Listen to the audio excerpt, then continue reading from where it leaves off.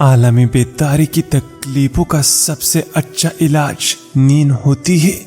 جو کام لوگ سب سے زیادہ کرتے ہیں وہ نصیحت ہی ہے۔ نصیحت جتنی نرمی سے پیش کرو گے نصیحت کا اثر اتنا ہی تیز ہوگا۔ نصیحت کو شاید ہی کوئی پسند کرتا ہو، اور جن لوگوں کو نصیحت کی زیادہ ضرورت ہوتی ہے اسے سب سے زیادہ ناپسند ہوتی ہے۔ جوش و خروش خلوص کی پیداوار ہے۔ جوش و خروش کے بغیر سچائی کو بھی پتہ حاصل نہیں ہو سکتی۔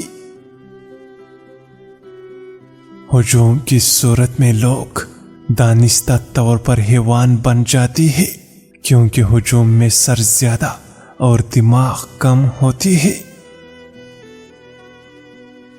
بعض کتابیں چکنے کے قابل نہیں ہوتی ہے، بعض نگلنے کی، لیکن بہت سے کم کتابیں چبانے اور ہضم کرنے کے قابل ہوتی ہے۔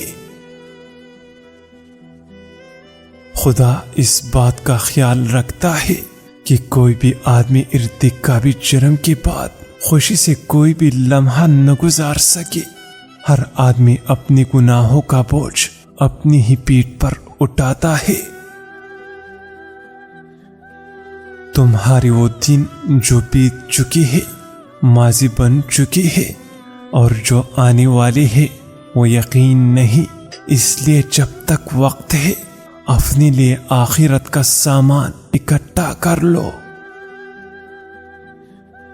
اپنے دشمن کے ساتھ اچھے رہو اور دوست کے ساتھ مخلص رہو گے تو زندگی میں کبھی مشکل نہیں آئے گی۔ منہ میں چالی نکل آئے تو سیب کا رس پی لیجئے، منہ کی چالی ختم ہو جائیں گے۔ عورت کے ساتھ ایک شیطان اور حسین لڑکی کے ساتھ 18 ہوتی ہے۔ جس نے مال و دولت حاصل کر کے بخل کیا، مجھے زندگی کی قسم وہ دھوکے میں ہمیشہ رہا۔